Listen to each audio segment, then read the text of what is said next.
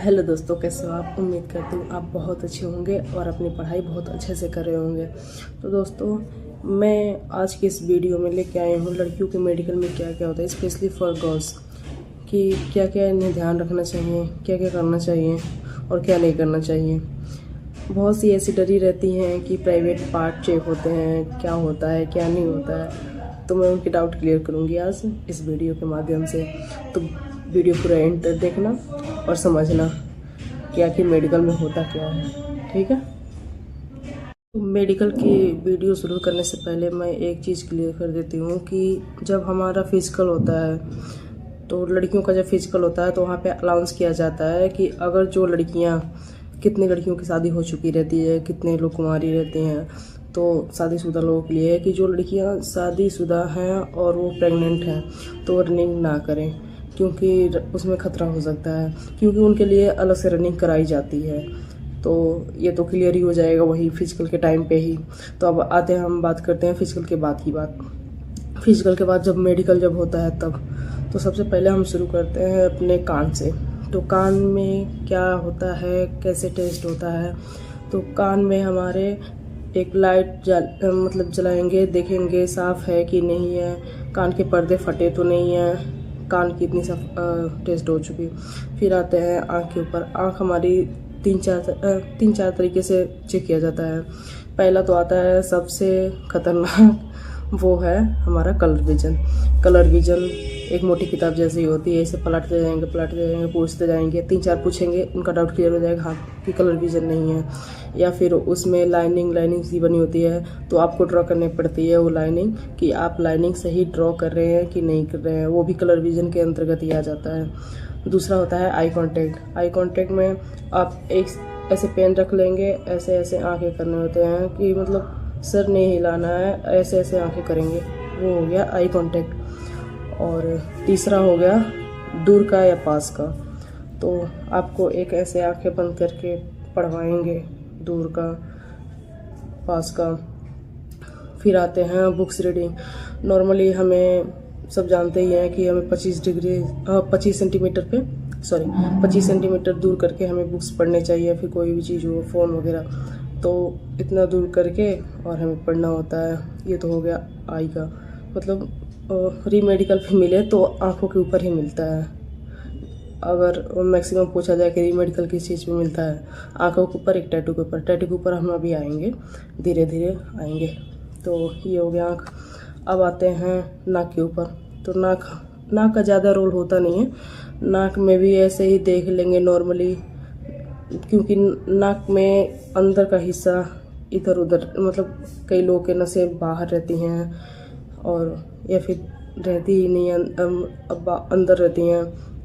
नाक में ज़्यादा रोल होता नहीं है, वही साफ़ सफाई ही देखते हैं। तो ये हो गया नाक। फिर आते हैं हम अपने जबड़े। जैसे मैंने दांत के ऊपर एक वीडियो बनाया ही है, मैं लिंक डाल दूँगी डिस्क्रिप्शन में, आप उसे देख लेना कि हमारे दांत और जबड़े कैसे होने चाहिए, कैसे नहीं होने चाहिए। नॉर्मली मैं बताऊँ तो दांत ऐसे गिने नहीं जाते हैं कि 28 हैं कि 32 हैं, बस पूरे के पूरे होने चाहिए, खाली नहीं होने चाहिए। एक भी दांत टूटे उटे नहीं होने चाहिए और सड़े हुए नहीं चाहिए। ये हो गया दांतों का रोल। फिर आएंगे नीचे तो चेस्ट।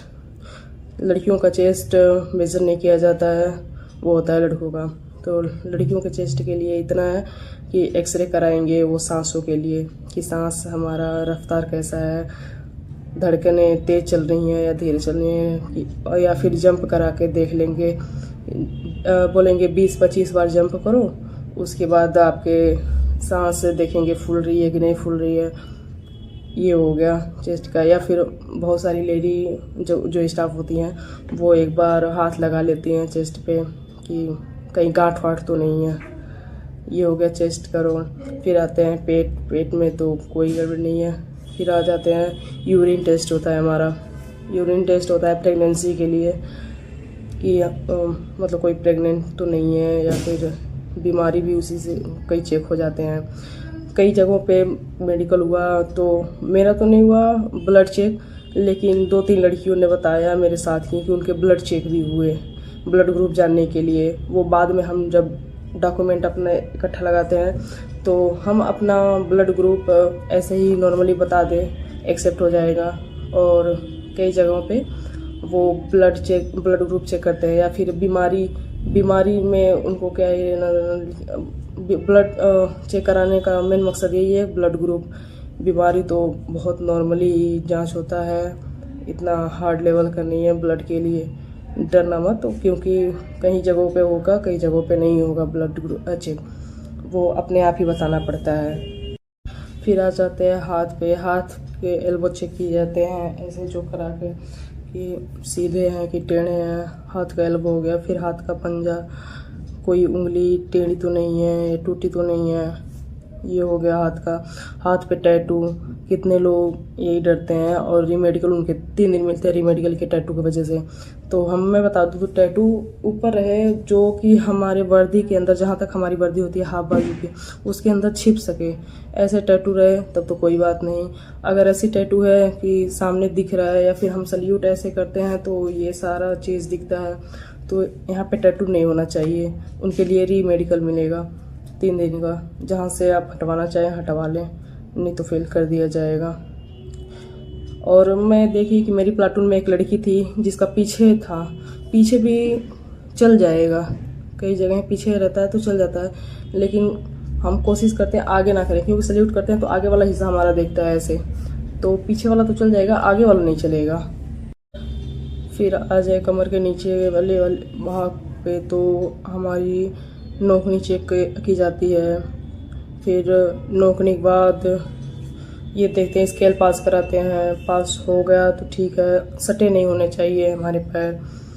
और फिर उसके बाद आ जाते हैं फ्लैट फुट पे, हमारा पैर फ्लैट है या फिर नॉर्मल है, फ्लैट फुट चेक किए जाते हैं। फिर आ जाते हैं पैरों की उंगली पे, पैरों की उंगली सेम कंडीशन, हाथों वाली टूटी तो नहीं है, टेढ़ी मेढ़ी तो नहीं है, तो ये सारी चीज़ें देखी जाती हैं।